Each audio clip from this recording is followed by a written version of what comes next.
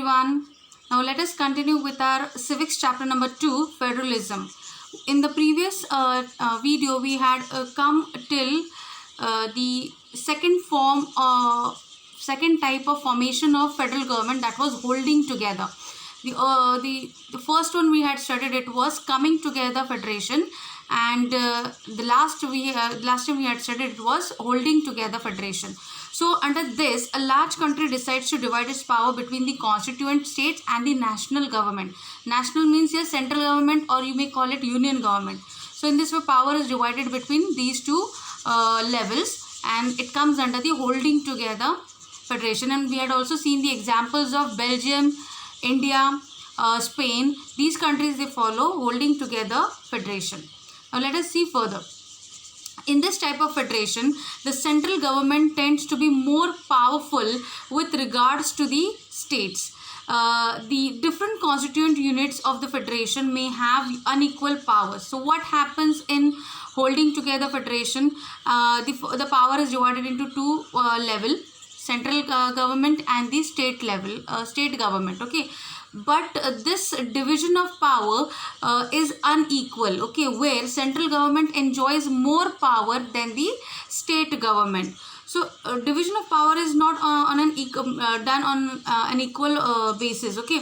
So how it is done in coming together federation? In coming together federation, both the levels of the government, they enjoy equal power. Central government is also power, and state government is also equally power in coming together federation. But in holding together federation, central government stands over here and state government stands over here. So central government enjoys more power as compared to state government. For example, Jammu and Kashmir has been granted special status. Okay, let me make a change over here, because in the textbook, I guess they have not made the change. Last year in 2019, Jammu and Kashmir has now become Jammu and Kashmir, the state, has now become like the other states of India. Okay, the special status which was granted to Jammu and Kashmir during the formation of constitution and immediately after the independence, under that the act was 370 and 35A. Okay, the amendment, the act of 370 and 35A, under that these acts, Jammu and Kashmir enjoyed this special status, where if any citizen from India has to go and live forever in Jammu and Kashmir, he has to adopt the citizenship of Jammu and Kashmir over there. So Jammu and Kashmir, being a part of India, it was isolated. It has got the separate status. Okay, and last year these amendments have been made in our constitution, where the act of 370 and 35A had been removed from our constitution, and Jammu and Kashmir has become now the part of India. Okay, as the other, it has got the stateship. Okay, it has got its own stateship. Before that, it was not at all a state. Okay, it was a different territory in India, which was ruled by different government. Okay, so this is a change which has not been made in our textbook. So for time being, you can write the answers. For example, of the holding together federation, it says that power is not equally divided among the states. Okay, where central government, it enjoys more power than the states. Even among states also, the power is unequally divided. For example, Jammu and Kashmir, which has the special status, which used to have the special status, now it is not. India is a union of states based on the principles of federalism. We know that. Our country has 3 tiers of government system, that is union or central. You can call central government as union government or national government. Okay, the other is state, and the last one is local.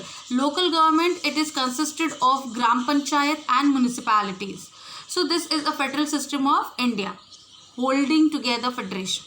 So India is a union of states based on the ideology of holding together federation, where the power is divided between the different states and the central government. Okay, we have seen it just now. However, this power sharing can vary across different units of federation. For example, Jammu and Kashmir, it enjoys more power than other states. So under holding together federation, Jammu and Kashmir has got a special status where it enjoys more powers than the other states of India.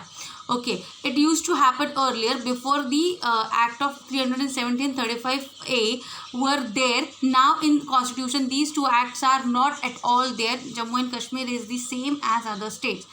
So for example, you can write that Jammu and Kashmir used to enjoy special powers than other states under the acts of 370 and 35A. But it has now, both the acts are removed from the constitution. On the other hand, the union territories are eventually dependent on the center.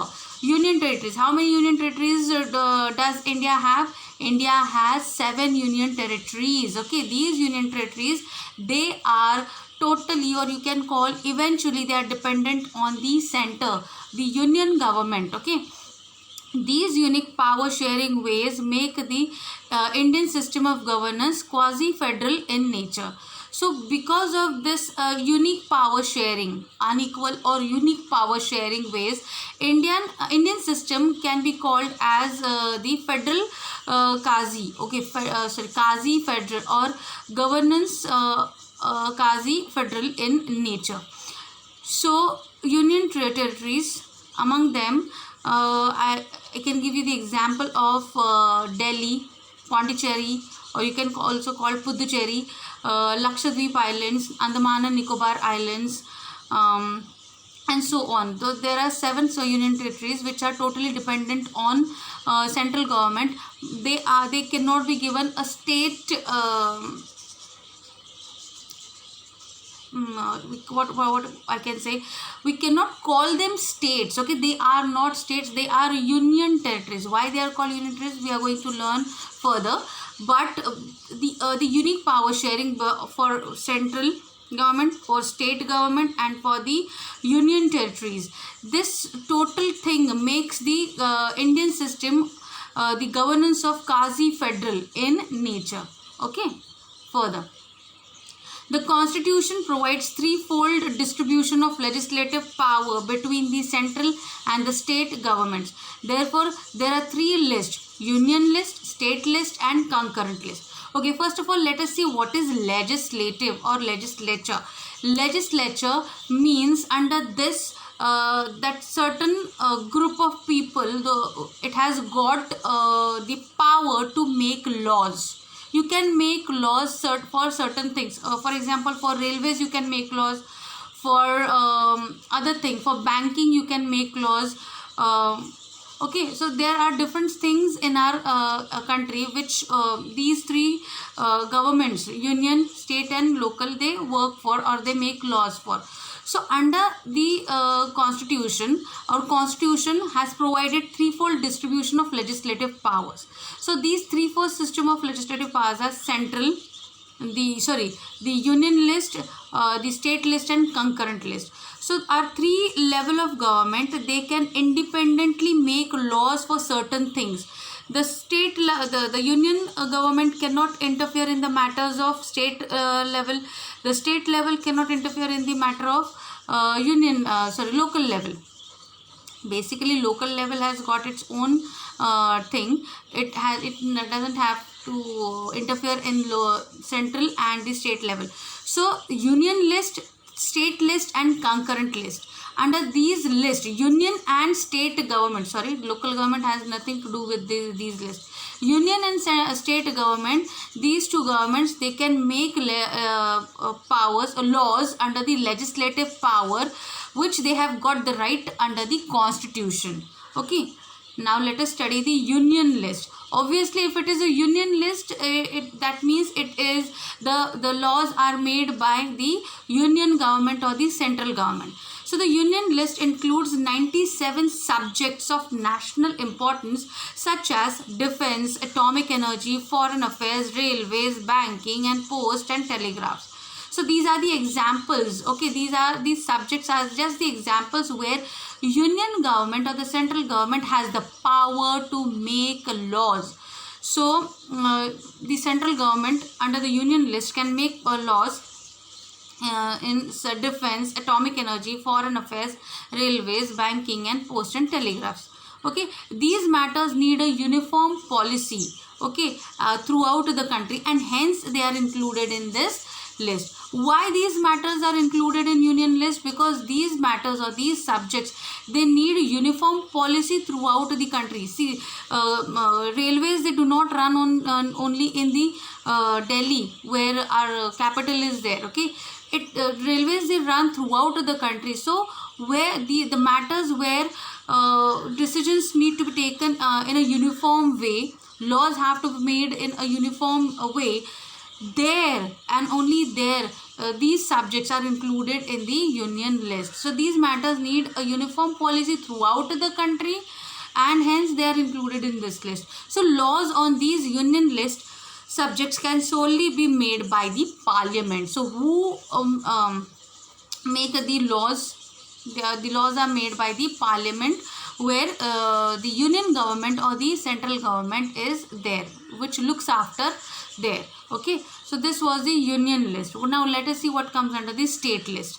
The state list, but obviously comes where the state government can make laws. Okay, the state list consists of 66 subjects of state and local importance, where the under that certain area, for example, say Maharashtra. So Maharashtra government can look after these 66 subjects which comes under its jurisdiction.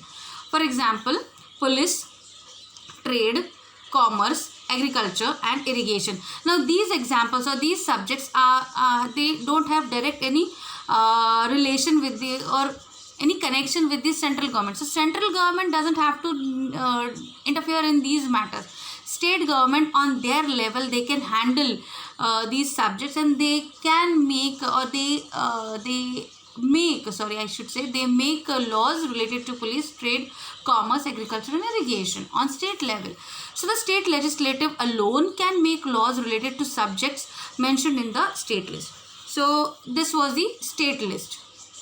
Now what is concurrent list? The third list is concurrent list. So the concurrent list includes subjects of common interest to both the union and the state governments. For example, forest, trade union, marriage, adoption, and succession. So these subjects are there which needs both the government over there to make laws for them. Okay, so here central government and state government, both of them, they are needed to make laws for these subjects, because they are of common interest. These subjects are there for they are there in central or union government also. They are also there for each state also. So both the governments have to make common laws for forest, trade unions, marriage, adoption, and succession. Both the union and state governments can make laws in concurrent list. But what if both the governments, if there is a conflict between them to make laws under forest, for example, for a trade union? For in these cases where there is a conflict between state government and the union government, laws made by the union government are given more importance. If there is a conflict, okay, so constitution has made provision where if there is a conflict between these two governments, union government has given more power to make laws for these common interest subjects. Okay, so till here we will study. Okay, so last slide is there for this video. There is another list which is there, which have come afterwards. We can say after the constitution was adopted. This is a new form of list that is called residuary list. There are some subjects that don't fall under any of the list or came up after the constitution was made. These are known as residuary list. What is this list known as? A residuary list. This residuary list, the union government has the power to make laws on these residuary subjects. For example, computer hardware and software. So these subjects were not there when our constitution was made or it came into force. Okay, at that time, computer system like hardware and software, it was not there. So afterwards, when these subjects were introduced, so these subjects went under the control of union government or central government. Okay, so union government has directly the power to make laws for these subjects. So state government, they don't have to interfere in this residuary list. So total how many lists are there?